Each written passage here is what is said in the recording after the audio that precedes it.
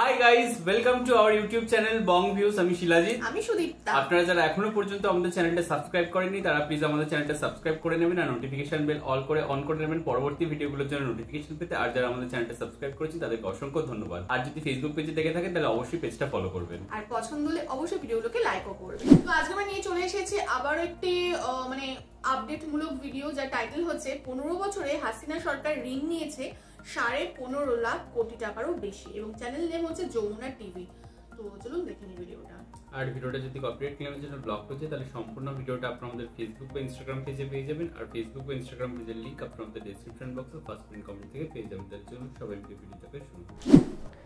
1.5 দশকে শেখ হাসিনার সরকার দেশি বিদেশি উৎস থেকে ঋণ নিয়েছে 15.5 লাখ কোটি টাকার বেশি।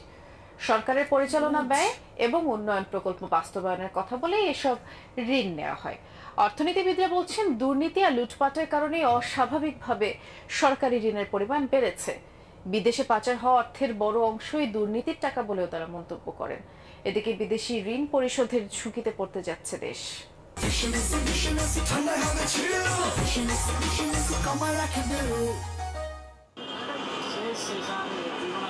আওয়ামী লীগ সরকার ক্ষমতা এসে বেশ কিছু মেগা প্রকল্প হাতে নেই। প্রক্ষেপণের চেয়ে প্রতিটি প্রকল্পে বেড়েছে ব্যয়ের পরিমাণ। মেট্রো রেল প্রকল্পে 22,000 কোটি টাকার ব্যয় ধরা হলেও বাস্তবায়ন শেষে ব্যয় দাঁড়িয়েছে প্রায় 33,500 কোটি টাকা। এর মধ্যে জায়গা থেকে নেওয়া ঋণের পরিমাণ 19,718 কোটি টাকা। একইভাবে 8,500 কোটি টাকার বঙ্গবন্ধু টানেল নির্মাণে শেষ পর্যন্ত ব্যয় হয়েছে 10,689 কোটি টাকা। এই প্রকল্প বাস্তবায়নে চীন থেকে ঋণ নেওয়া হয়েছে 6,000 কোটি টাকার বেশি। এর বাইরে আরো কয়েকটি মেগা প্রকল্প বাস্তবায়ন করেছে সরকার। জনকল্যাণ নিয়ে এসব প্রকল্পের ব্যয় নিয়ে প্রশ্ন আছে অর্থনীতিবিদদের। অর্থের সদ্ব্যবহার না হয় জনগণের উপর বেড়েছে ঋণের বোঝা। যখন স্বৈর শাসন আসে তারা কিন্তু এই প্রকল্পর ভৌত অবকাঠামো উন্নয়নের দিকে অসম্ভব উৎসাহী হয় দুটো কারণে। একটা হচ্ছে যে এখানে আপনার যে লুটপাটের তো হিসাব থাকে না, জবাব দিতে থাকে না। আরেকটা হচ্ছে তারা দেখাতে পারে। অর্থ মন্ত্রণালয়ের হিসেবে সরকার পরিচালনা এবং উন্নয়ন প্রকল্প বাস্তবায়নে দেশি বিদেশি উৎস থেকে নেওয়া মোট ঋণের পরিমাণ 18,35,000 কোটি টাকা। এর মধ্যে গত 1.5 দশকে আওয়ামী লীগ সরকার একাই নিয়েছে 15.5 লাখ কোটি টাকার বেশি।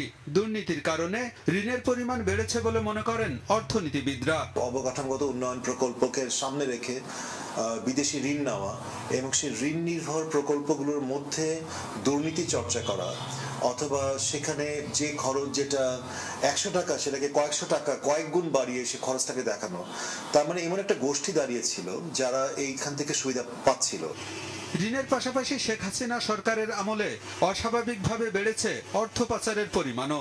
যুক্তরাষ্ট্র ভিত্তিক গবেষণা প্রতিষ্ঠান জিএফআই এর তথ্য অনুযায়ী গেল 1.5 দশকে দেশ থেকে পাচার হয়েছে প্রায় 15,000 কোটি ডলার। বাংলাদেশি টাকায় যার পরিমাণ 17 লাখ কোটি টাকারও বেশি। পাচার হওয়া অর্থের বড় অংশই দুর্নীতির মাধ্যমে উপার্জন করা বলে মনে করেন অর্থনীতিবিদরা। এই ধরনের প্রকল্পগুলো থেকে যারা সুবিধা প্রাপ্ত হয়েছে দুর্নীতির মাধ্যমে, তারা কিন্তু টাকা দেশে রাখেনি, তারা কোনো না কোনোভাবে টাকা দেশের বাইরে পাঠিয়ে দিয়েছে, এবং এই জায়গাটা কিন্তু আমাদের অর্থনীতিকে বড় ধরনের ক্ষত সৃষ্টি করেছে। যে দুর্নীতির চিত্রগুলি আসছিল কিছুদিন আগে, ওদের এই আত্মসাৎ করা টাকাগুলি হিসাব করেন না কয় বিলিয়ন হয়। তো এরকম তো আরো অসংখ্য রয়েছে। এই সুশাসন না থাকে, দুর্নীতি লাগামহীন ভাবে চলতে থাকে, রাষ্ট্রীয় উৎসাহে রাষ্ট্রীয় আনুকূল্যে হয়, তখন এটার কোনো কুল কিনারা নাই, এটা লাগামহীন। বিশ্লেষকরা বলছেন, দুর্নীতি আর অর্থ পাচার ঠেকানো গেলে অনেক আগেই উন্নয়নশীল দেশে উন্নীত হতো বাংলাদেশ। কত জায়গায় আমার টাকা দরকার। আলমগীর হোসেন, যমুনা নিউজ, ঢাকা। দেখলাম হচ্ছে ভিডিওটা, ভীষণই অবাক করা একটা চাঞ্চল্যকর তথ্য আমরা জানতে পারলাম যে 15.5 লাখ কোটি টাকা, ইটস আ হিউজ অ্যামাউন্ট, যেটা অলরেডি বাংলাদেশ সরকার ঋণ করে আছে, এবং এর মধ্যে প্রচুর করাপশন রয়েছে। এবং যেটুকু আমরা ভিডিওর মাধ্যমে বুঝতে পারলাম যে যদি সঠিকভাবে সঠিক অর্থ ইউজ করা হতো বা ব্যবহার করা হতো, তাহলে উন্নয়নশীল তকমাটা আগেই পেয়ে যেত নিম্ন যে একটা ক্যাটাগরিতে বাংলাদেশে দেখানো হতো সেটা অনেক আগেই তারা সেখান থেকে বেরিয়ে আসতে পারতো। কিন্তু এই এত করাপশন, এত দুর্নীতি, বিভিন্ন সেক্টর থেকে টাকা খাওয়া, তারপর সঠিক জায়গায় সঠিক টাকা ইনভেস্ট না করা, এই সমস্ত কারণে পুরো প্রসেস অনেক মন্থর হয়েছে বা যেটা যেভাবে হওয়া উচিত ছিল সেটা সেভাবে হয়নি। তো এই সমস্ত ব্যাপারের জন্য নাহলে বাংলাদেশকে আমরা যতটা সোনার বাংলা এখন দেখি তার থেকে হয়তো আরো অনেক ভালোভাবে আমরা দেখতে পেতাম। এবং এই জিনিসটা শুধুমাত্র বাংলাদেশের জন্যই যে সত্য তা কিন্তু নয়। মানে আমরা আমাদের রাজ্যের যদি কথা বলি, আমাদের যখন আগে কমিউনিস্ট গভর্নমেন্ট ছিল, মমতা ব্যানার্জি আসার আগে, টিএমসির 2011 সালের কথা বলছি, তখন আর কি যে সরকারের ঋণ ছিল সেটা বলা হতো যে প্রচুর। তো তারপরে যখন তৃণমূল গভর্নমেন্ট যখন সরকারে এলো, তারাও বলেছিল যে আগের সরকার এত টাকা ঋণ রেখে গেছে। বাট এখন চর্চা করা হয় যে এই সরকার কত আরো ঋণ নিয়েছে।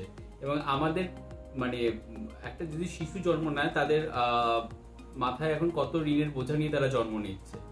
পরবর্তী সরকার যখন আসবে, এই সরকারের যে কত ঋণ হচ্ছে সেই সমস্ত হিসাব কিন্তু তারা তখন পেশ করবে এবং তারা সরকারকে তারা মানুষকে জানান দেবে যে আমরা এই ঋণ এর মানে কবলে সরকার আর কি চালাতে শুরু করছি, তো আমাদের সময় দিতে হবে। এই ধরনের একটা মানে নিয়ে আসা হয় যে আগের সরকারের দুর্নীতি, এই সমস্ত বিষয়। তো আমি একটা ভিডিও আজকে দুপুরবেলা দেখছিলাম, যে সেখানে দেখছিলাম যে এখন বাংলাদেশে যদি একটা শিশু জন্ম নেয়, সেখানে তার মাথায় ঋণের বোঝা হচ্ছে 1 লাখ কত হাজার টাকা, আমি যদি ভুল না হয়ে থাকি সংখ্যাটায়।